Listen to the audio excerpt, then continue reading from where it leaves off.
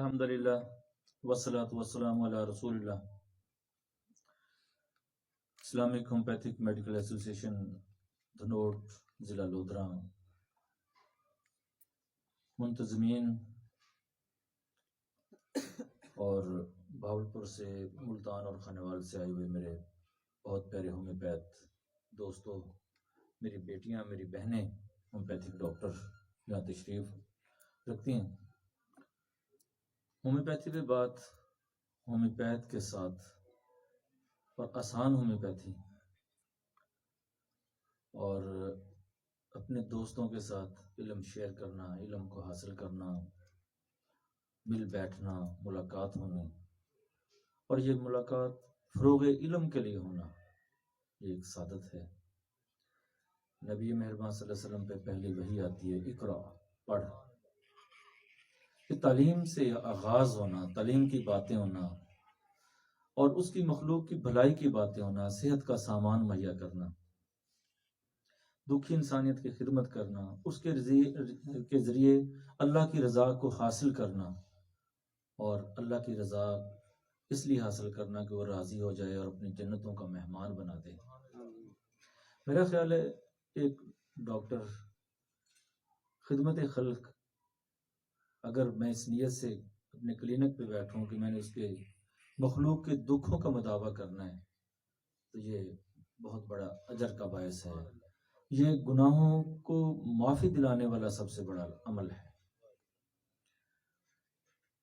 तो आज से हम ये नियत करते हैं कि हम अपनी क्लिनिक पे इसलिए बैठेंगे कि उसकी मखलूक की भलाई के काम करेंगे, उसके दुखों का मुदावा करेंगे और उसके मखलूक की खिदमत करके अल्लाह की रज़ा को हासिल करेंगे। अच्छा, मुझे मौजू कोई नहीं दिया गया कि मैंने किस मौजू पे बात करनी है, तो अगर कोई मौजू दे दें तो मैं उस पर बात कर लेता हूँ। कल एक होम्योपैथ दोस्त का फ़ोन आया था कि डॉक्टर साहब आपकी बहुत सारी गुफ्तगू हम सुनते रहते हैं, दोस्त यूट्यूब पे लगाते रहते हैं, तो ट्यूमर पे कोई गुफ्तगू आपकी मौजूद नहीं है, तो उस पर अगर बात कर दें तो आसानी होगी। मुझे अगर कोई मौजू दे गए तो मैं उस पर बात कर लूँगा, अगर कहें तो मैं ट्यूमर पे बात करूँ, जो आपको आसान लगे देख लें। मौसम के हवाले से कुछ बात करते हैं। वैसे तो मौसम के हवाले से बात डॉक्टर नवीद नवाज साहब ने की है, उसमें थोड़ी सी मैं इजाफा कर दूंगा छोटे बच्चों के हवाले से। मेरा ख्याल है जो डॉक्टर साहब ने बात की उसमें कमी कोई नहीं रही, लेकिन छोटे बच्चे आजकल ये होता है कि वालिदैन बड़े परेशान होते हैं कि सीना जकड़ा हुआ है और बच्चे को सांस नहीं आ रहा, तो संदूकस नेग्रा बड़ी दवाई है। अगर सर पे पसीना आ रहा हो तो बच्चे का दम घुट रहा होता है, और दूसरी इसमें बड़ी दवाई एंटमटाट है। अगर दोनों दवाइयां काम न करें तो फिर हाइपरसोल्यूट, और ये बड़े केस हैं, सर्दियों में ये बहुत सारे केस होते हैं। तो इसके साथ अगर बेसिलिन लगा देंगे तो यकीनन बार बार ये खराबियां पैदा नहीं होंगी। तो सर्दियों के आगाज में जो लोग सर्दी से हसास हैं, ट्यूबरकुलिनम की एक डोज हर बार रिपीट कर लें, चंद खुराकें, तो उनका ये सर्दियां भी आसानी से गुजर सकती हैं। और जी मौजू बता दें, जो जिस मौजू पे कहेंगे बात शुरू कर देते हैं। ट्यूमर जी, चलो ट्यूमर का आगाज करते हैं, फिर ब्रेन ट्यूमर से आगाज कर लेते हैं, तो एक साइड से शुरू हो जाते हैं और मैंने कोशिश करनी है कि मुख्तसर वक्त में जरा तरतीब अच्छी लगा देना। अच्छा, ब्रेन ट्यूमर का बड़ा केस है हमारे माशरे में, और जिस मरीज को पता चल जाए कि मेरे दिमाग के अंदर रसौली मौजूद है, उसने तो परेशान होना ही होना है, उसके घर वाले और उसके अहबाब जो है ना वो भी परेशान हो जाते हैं, पता नहीं क्या बनेगा। और मैं काफ़ी मरीज़ों का इलाज करने के बाद जो मैंने तरतीब लगाई है, जिसके साथ अल्लाह ताला ने आसानियाँ पैदा की, वो आपके साथ शेयर कर देता हूँ। और अल्हम्दुलिल्लाह मैंने 2.5 दर्जन के करीब ये मरीज़ ठीक हो चुके हैं। तो उसमें ये है कि सबसे पहले तो एंटी मियाज़मेटिक मेडिसिन देंगे। जो मेरा मामूल है, ट्यूबर मैं ज़्यादातर 1 में देता हूँ, रिपीट करता हूँ 20 दिन 25 दिन के बाद। और बाज़ औक़ात ये होता है कि मरीज़ कार्सिनोसिनम भी देना पड़ती है। अगर मरीज़ को चक्कर आते हैं, चलते हुए लड़खड़ाता है, ब्रेटा कार्ब दे दें 1 में, हर 3 दिन बाद, 4 दिन बाद, 3 दिन बाद, 4 दिन बाद। बकाया उसके साथ आप कलक्रिया फ्लोर 6 में दे दें, कलक्रिया फास्ट 6x में साथ दे दें, प्लेसबो दे दें, जो भी करें। ये आपके बहुत सारे केस निकलेंगे, लेकिन मरीज को ये कह दें कि 1.5 साल, 2 साल, पौने 2 साल, 2.25 साल आपको इलाज करवाना पड़ेगा। और मरीज को ये बावर करवा दें कि अगर आपको जल्दी है तो आप होम्योपैथिक सिस्टम को नहीं अपनाएं, आप जाके ऑपरेशन करवा लें ताकि खराबियां ना बढ़े। मरीज चंद दिन आपके पास, चंद दिन किसी और डॉक्टर के पास, उसके नतीजे में मरीज का नुकसान होगा। तो किसी का नुकसान नहीं होने देना, ठीक है। अगर मरीज जल्दबाज है और वो चाहता है जल्दी, तो उसे कहें आप एलोपैथिक सिस्टम की तरफ चले जाएं, जाके ऑपरेशन करा लें ताकि उसकी ज़िंदगी को बचाया जा सके। और हमारी ये जिम्मेदारी है कि किसी के साथ भलाई करें हम। जब ब्रेन ट्यूमर, उसके बाद हम आ जाते हैं नाक के अंदर डीएनएस पोलीपाई। तो यहाँ भी ट्यूबर ज़रूरी देंगे। मेड्रीनम भी यहाँ तजवीज़ हो सकती है, थूजा भी हो सकती है, मियाज़म को नज़रअंदाज नहीं करना। और ट्यूक्रम, ट्यूक्रम अगर 1M में हर तीसरे चौथे दिन बाद देते रहें तो ये आपके बहुत सारे केस ट्यूक्रम ही निकाल देते हैं। अगर मरीज मोटा और पिलपिला है तो कलक्रिया कार्ब नहीं, वापस जाएंगे ब्रेन ट्यूमर की। मैंने एक ही दवाई बता के आगे चल पड़ा, और भी दवाइयाँ हैं। अगर मरीज मोटा पिलपिला, ब्रेन ट्यूमर की बात कर रहा हूँ, तो आपको कलक्रिया कार्ब देना होगी। कलक्रिया कार्ब 200 की डेली डोज दे सकते हैं, 1M में तीसरे चौथे पांचवें रोज बाद ये खुराक दे सकते हैं। मियाज़म आपने साथ लगाना है। अगर ब्रेन ट्यूमर का केस आपके पास व्हील चेयर पे बैठ के आता है, उसकी टांगें ही साथ नहीं दे रही, तो आपको कोनियम की तरफ जाना होगा। मेरे पास ये प्रोस्टेट के अक्सर केस आते हैं, अगर व्हील चेयर पे बैठे हो तो मैं फौरन टांगों का सवाल करता हूँ कि टांगों में जान है, आसरा है? वो कहते हैं नहीं। तो ये प्रोस्टेट की भी यही दवाई, टांगों में आसरा ना होना कोनियम की मरकजी अलामत है, टांगों का कमजोर हो जाना। ब्रेन ट्यूमर में पहली दवाई ब्रेटा कार्ब, अगर चलते हुए मरीज लड़खड़ाता है, चक्कर आते हैं। दूसरी दवाई मैंने कलक्रिया कार्ब का तज़किरा किया, और हमारे मोहतरम डॉक्टर अली मोहम्मद साहब सबसे ज़्यादा कलक्रिया कार्ब भी इस्तेमाल करवाते हैं, और उन्होंने बहुत सारे ये केस ठीक किए हैं।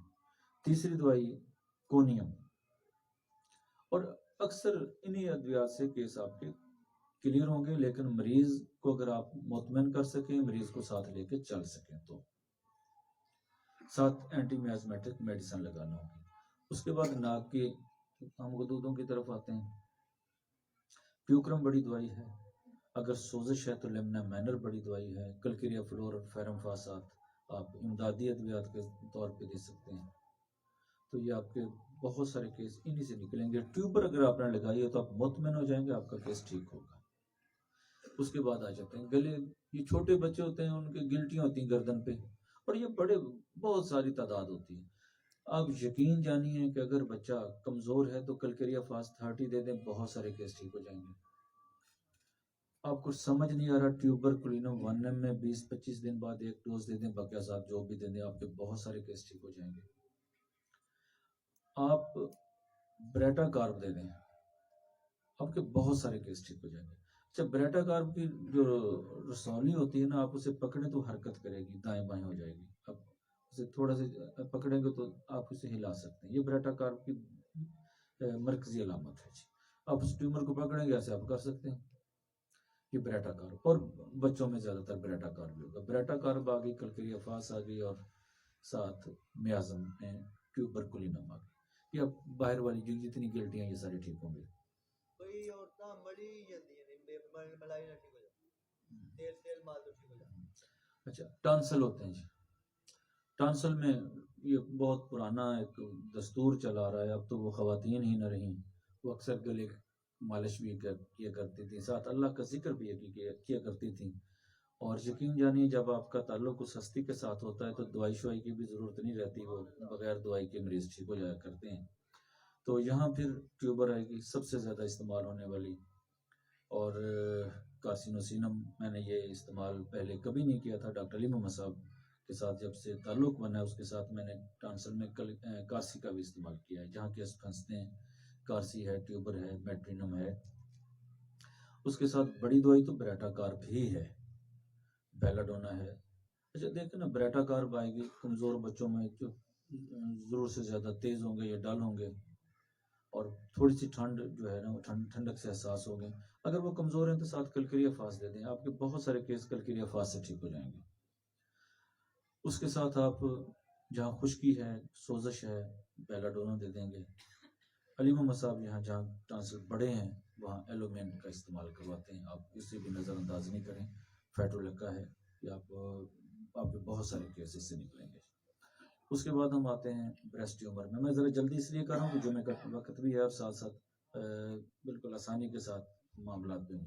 अच्छा, ब्रेस्ट ट्यूमर के जहाँ बच्चियाँ, छोटी बच्चियाँ दुबली पतली, और मैंने ये दर्जनों बच्चियों का इलाज किया कलकरिया फास्ट 30 दे के, जो कॉन्स्टिट्यूशन जिनकी है कलकरिया फास्ट 30 में दे के आप ब्रेस्ट ट्यूमर बेफिक्र हो जाए। आपके बहुत सारे केस बच्चियों में जो दुबली पतली है, ठीक 60 ट्यूबर लगा दें।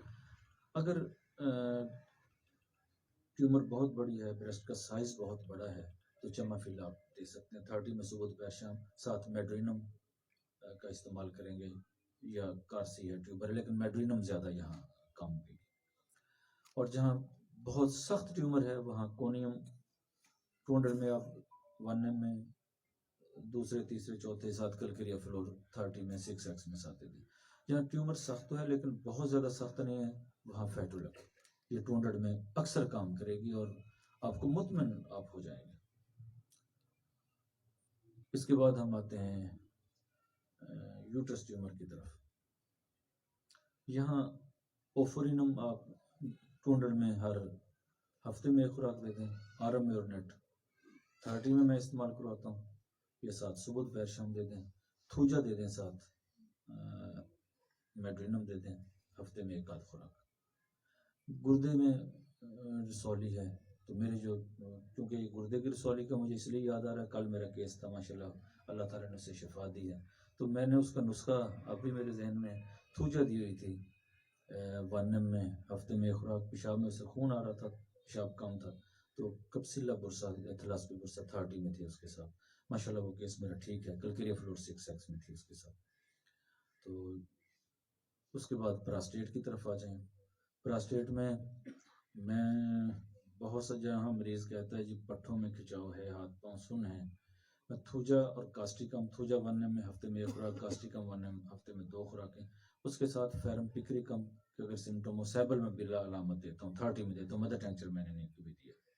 सैबल 30 में, फेरम पिक्रिकम 30 में, कास्टिकम थूजा साथ। अगर मरीज़, मैंने पहले बताया, अगर व्हील चेयर पर आए तो मैकोनियम की तरफ मेरा ध्यान फ़ौरन चला जाएगा। अगर बुजुर्ग आदमी हैं, कमज़ोर हैं, चक्कर हैं, तो ब्रेटाकार की तरफ आपको सोचना होगा। ये चंद अद्वियात हैं, अगर आप इनका मुताला बड़े तवज्जो से कर लें और एक एक दवाई का जो नक्शा अपने जहन में बिठा लें, तो जिस तरह हम आजकल तो पता नहीं वो पहाड़े पढ़े जाते हैं या नहीं, हमारे दौर में तो होता था ना 2 का पहाड़ा 4 का पहाड़ा, होम्योपैथी इस तरह आसान हो जाएगी, क्योंकि आसान होम्योपैथी भी बात हो रही है।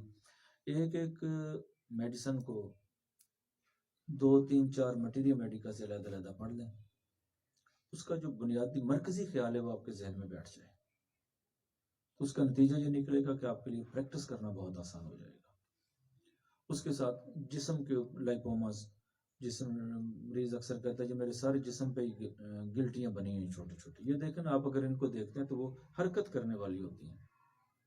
तो मैं अगर मरीज दुबला पतला है तो ट्यूबर के साथ ब्रेटाकार्ब देता हूँ, साथ कलकरिया फ्लोर दे देता हूँ। ट्यूबर 1 में, ब्रेटा 30 में, कलकरिया फ्लोर 6।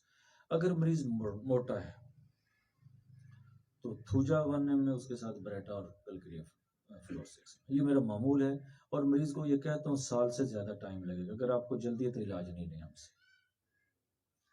ताकि मरीज को पता चले मैंने इलाज लेना और लंबा अरसा दवाई खानी है। हमारे यहाँ ये होता है जी अल्लाह खैर करेगा दवाई लें ठीक हो जाएंगे। भैया ये जल्दी ठीक नहीं होते केस। उसका नतीजा ये निकलता है कि मरीज बददिल होता है, यार इसने तो कहा था आराम आ जाएगा, आराम तो नहीं आया। पहले दिन मरीज को बता दें आपको इतना टाइम लगेगा, अगर आप जल्दी में हैं तो मेरे पास इसका इलाज नहीं है, अगर आप सब्र कर सकते हैं तो इतना टाइम है। और ये ज़रूरी है बताना, वगरना आप अपने सिस्टम की बदनामी का बायस बनेंगे। मैंने हमेशा मरीज को ये कहा है, अगर आपको जल्दी है, मुझे जल्दी नहीं है, सेहत की आपको ज़रूरत है तो आपको मेरे साथ चलना होगा सब्र के साथ। अगर आप जल्दी में हैं तो आप और गाड़ी पकड़ें, ये गाड़ी जल्दी वाली नहीं है। तो इसलिए ये जिस्म की जितनी रसौलियाँ हैं इसके लिए साल सवा साल लगता है ये ठीक होने में, और मैंने बेशुमार केस निकाले हैं। ये लाइपोमास हो गए, और इसके अलावा जी कोई रसौली किसी किस्म की अद्वियात यही है, इन्हीं को समझना है, इन्हीं को पढ़ना है, इन्हीं को देखना है। और इन्हें हाँ गिलड़ का मेरे पास डेली की बुनियाद पे 6, 7, 8 केस होते हैं, और इस पे मेरी गिरफ्त मुबालगा राय से हट के बात करूं तो मेरा ख्याल है 90% से ज्यादा मरीज अल्हम्दुलिल्लाह मेरा ठीक होता है। यहाँ जो सबसे ज्यादा इस्तेमाल होने वाली मेरी दवाई है वो है नेट्रम्योर, और मेरी ये ख्वाहिश होगी कि मेरे साथी डॉक्टर फयाज साहब बैठे मेरे पास अक्सर आते रहते हैं, इनसे पूछ लीजिएगा गिलड़ का मरीज कभी आके ये नहीं कहता कि फर्क नहीं पड़ा। नेट्रम्योर पहली दवाई है और कलकेरिया आयोडाइड दूसरी दवाई है। नेट्रम्योर मैं 200 में देता हूँ, तीसरे चौथे दिन बाद एक और कलकेरिया आयोडाइड आप 30 में दे दें, सुबह दोपहर शाम 200 में दे दें, ये आपका केस मिस नहीं होगा।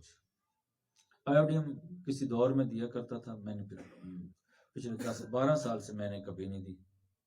कोई केस आगे देने में हर्ज भी नहीं है, लेकिन मेरा केस फंस ही नहीं रहा, मुझे ज़रूरत नहीं रही। तो इसलिए ये मेरी आप दोस्तों से दरख्वास्त होगी कि नेट्रम्योर को ज़रा तवज्जो से पढ़ें, ये क्या चीज़ है। मेरे क्लिनिक में सबसे ज़्यादा इस्तेमाल होने वाली दवाई है ही नेट्रम्योर, और मैंने ये गुर्दे के मरीजों में, मैंने पिछले दिनों मेरा ब्रेस्ट कैंसर का केस, उसमें बड़ी दवाई ये नेट्रम्योर ही थी। मैंने उसकी, बल्कि फयाज साहब आपने देखा था वो मेरा केस ना, ब्रेस्ट ट्यूमर वाला, मैंने ये बुध वाले दिन डॉक्टर साहब मेरे पास थे जब वो मरीज आई है, उसकी ट्यूमर तकरीबन ठीक हो चुकी थी नेट्रम्योर के साथ।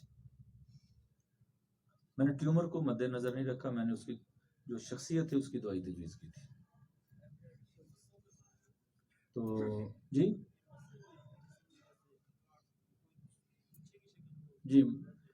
आप कह रहे हैं मौके वार्ड्स, अच्छा इसमें हमारे यहाँ यही होता है कि मरीज आया है ना, मौके बने हुए हैं, तो हमारे साथ इस क्या कहेंगे थूजा अप्लाई भी कर देंगे, तो साथ कोई मदर टेंचर दे देगा, कोई वानम दे देगा। जो मौकों की सबसे बड़ी दवाई है वो है कास्टिकम, सबसे बड़ी दवाई। वैसे तो डलका मारा है, एक्सरे है, थूजा है, लेकिन पर्सनैलिटी के लिहाज से मैं आपको समझा देता हूँ। जिस तरह आप हैं आपको थूजा काम करेगी, जिस तरह डॉक्टर नजाकत साहब बैठे हैं तो यहाँ कास्टिकम काम करेगी। आप डॉक्टर नजाकत साहब को देते रहें जितनी मर्जी थूजा, लीटर पिला दें, ठीक होगी, ठीक है ना। जहाँ मरीज हेल्दी है, गर्दन मोटी है, वहाँ आप थूजा देंगे, जहाँ ये कैफियत ना हो तो वहाँ आप कास्टिकम देंगे, और आप कभी फेल नहीं होंगे। फिर बहुत सारे साल फेल होने के बाद यहाँ तक पहुँचे हैं। अच्छा ये अपनी अपनी इस्तेदाद कबूलियत एक लफ्ज़ है, हर मरीज की अपनी मुख्तलिफ होती है दूसरे मरीज से। बाज़ मरीज दवाई को तेज़ी से कबूल करते हैं, बाज़ देर से कबूल करते हैं। तो वो आप जब मरीज दूसरे और तीसरे विजिट पे आता है तो आपको अंदाज़ा हो जाता है कि मेरा मरीज जल्दी ठीक होगा या लेट ठीक होगा। और चूँकि आपने सवाल किया तो इस हवाले से जो मैं अपने क्लिनिक में बात करता हूँ वो आपके साथ शेयर कर देता हूँ। होता ये है कि मरीज आया ना दूसरी मरतबा, उसे फ़र्क तो पड़ा है, लेकिन मरीज कहता है फ़र्क तो पड़ा डॉक्टर साहब, मज़ा नहीं आया। मैं उसे एक ही बात कहता हूँ, अगर आप अल्लाह का शुक्र अदा करोगे तो आपकी शफा तेज़ी से होगी।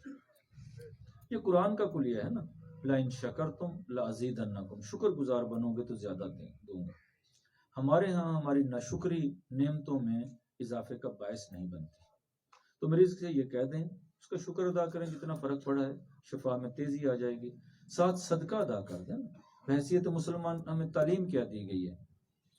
इस वक्त हम मादियत में ढल चुके हैं। इस्लाम रूहानी मजहब है, ये मादी मजहब नहीं है कि मैंने दवाई दी और दवाई ने शफा देनी है। कोई सिस्टम शफा नहीं देता, हर सिस्टम अपनी अपनी जगह पे ठीक है, उसने मखलूक खुदा की भलाई के लिए काम करना है और कर रहे हैं।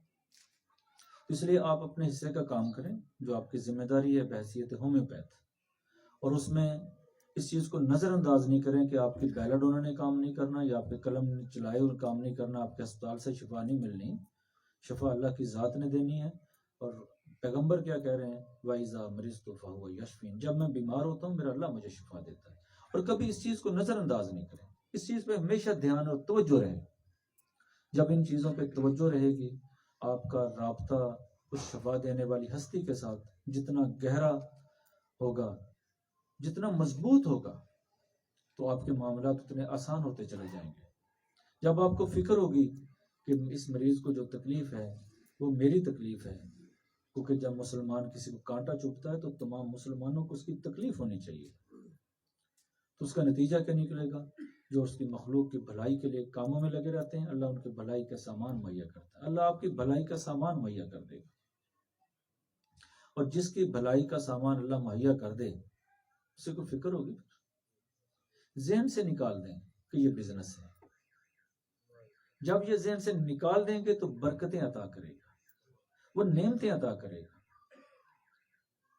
फिर वो उसकी ताबीर बन जाएगी, रब्बना आतिना फी दुनिया हसना, फिर दुनिया खूबसूरत करके रख देगा आपके लिए। और उसके लगे बंदे असूल हैं जिसके मुताबिक वो जिंदगी की गाड़ी को चलाता है। और जिंदगी, अच्छा, तमाम दोस्तों के पास मोटरसाइकिल गाड़ी है, ये कैसे चलती है, रेस के साथ। आप रेस दे रहे हैं ना तो तेज चलती, तो शुक्र क्या है, ये रेस है जिंदगी का। और आप जा रहे हैं आगे, आप समझते हैं कि सड़क ठीक नहीं है, रश है, तो आपको ब्रेकें लगाना पड़ती है। ये क्या है, सब्र है। जिंदगी में जहां आप महसूस करते हैं कि फंस रहे हैं, तो वहां सब्र शुरू कर दें। रेस देंगे तो शुक्र होगा, और अगर आप सब्र ब्रेक लगाते हैं, ये सब्र है। और गाड़ी की सर्विस करवाना पड़ती है ना, मेंटेनेंस की जरूरत पड़ती है, तो ये इस्तगफार है। कसरत से इस्तगफार का रास्ता निकालें, कसरत से इस्तगफार करें। और इस्तगफार के मुतल्लिक़ क्या कहा गया, जो शख्स कसरत से इस्तगफार करता है, अल्लाह उसे हर तंगी से निकाल देता है और वहां से रिस्क देता है जहां उसका गुमान नहीं होता। और किस हस्ती ने यह कहा है, सिर्फ मुझे उस दर्जे का यकीन चाहिए। इल्म की कमी नहीं है, यकीन और अमल की कमी है। यहां इल्म वाले तो बहुत हो चुके हैं, इल्म तो फैल चुका है, लेकिन वो इल्म जिस इल्म की जरूरत थी उससे दूर हो गया। अगर उस इल्म की तरफ वापस पलट जाएं, यकीन जानिए फिर वो हो जिसका तसव्वुर नहीं किया जा सकता। वो क्या करता है, फिर पानी से रास्ते निकालता है ना, अपने पैगंबर को कहता है तू चला जा, फिर बकिया लोग वहां गर्क हो जाते हैं। फिर वो यूसुफ अलैहिस्सलाम को कुएं से निकालता है, गुलामी से आजादी दिलवा के फिर बादशाही अता कर देता है। फिर दुश्मनों को कहता है इसे खोलो बक्से को, और मूसा अलैहिस्सलाम को आपने दूध पिलाना है, इसे बड़ा करना है। फिर वो असबाब मुहैया करता है, फिर उन यतीम बच्चों के लिए 2 पैगंबरों को भेज देता है, एक मजदूरी करता है, एक मिस्त्रियों वाला काम करता है। वो तो अपनी मखलूक के साथ प्यार करता है, वो कितना प्यार करता है, 70 माओं से ज्यादा प्यार करता है। लेकिन मेरे अंदर वो यकीन तो पैदा हो, क्या वाकई, मैं अपने आप से पूछता हूं, आप अपने आप से पूछिए, आपका अल्लाह के बारे में ये यकीन है कि वो 70 माओं से ज्यादा प्यार करता है? सच्ची बात यह है कि मैं तो फेल हो चुका हूं, यहां मेरा यकीन तो यहां नहीं है उस दर्जे का। जब ये यकीन पैदा हो जाए कोई मेरे साथ इतनी मोहब्बत करने वाला रब है और मैं उसके साथ क्या मामले करता हूं, वो इतने मोहब्बत करने वाला रब है, नबी मेहरबान सल्लल्लाहु अलैहि वसल्लम की उम्मत में उसने मुझे पैदा कर दिया है, मैं उसका एहसान दे सकता हूं? सच्ची बात यह है कि हम बहुत दूर निकल गए और भटक गए, फिर मंजिल से दूर और मंजिल खोटी कर बैठे। क्लिनिक पे भी बैठते हैं तो उसे भी रोजगार बना दिया है। सेहत डॉक्टरों से तंग आ चुकी है, तालीम उस्ताद इकराम से तंग है, इंसाफ अदालती निजाम से परेशान है। और मेरा वतन सियासतदानों से तंग है, और हम कर क्या रहे हैं मुझे खबर ही नहीं है। मुझे उस वक्त खबर होगी जब मैं यकीन के दर्जे में पलटाऊंगा। कुरान मेरा रहनुमाई का सामान मुहैया करेगा। मैं कुरान से हिदायत लूंगा ना, हुदल्लिल मुत्तकीन, हिदायत तो है मुत्तकी के लिए। ये सब अल्लाह हिदायत देगा। अल्लाह कैसे हिदायत? वो तो कह रहा है मुत्तकी के लिए हिदायत है, सबके लिए हिदायत ही नहीं है। वो भी अल्लाह पे छोड़ दिया हमने। कुरान के आगाज में उसने यही कहा है ना, हुदल्लिल मुत्तकीन, हिदायत है परहेजगार के लिए, सबके लिए नहीं है। आओ पलटें। बहसियत होम्योपैथ मखलूक की खिदमत का फैसला कर लें, और खिदमत इस मयार की हो कि उसके नतीजे में अल्लाह से जन्नत का सौदा करें, और इससे कम सौदे पे राजी नहीं हो। जब वो 70 माओ जितना प्यार करता है तो मैंने मामला किसके साथ करना है? इस यकीन के साथ उसके साथ मामला करते हैं ना। वो तो कहता है 1 कदम चल के आओ, मैं 10 कदम चल के आता हूं। तुम चल के आओ, मैं दौड़ के आता हूं। तो फिर देर किस बात की है?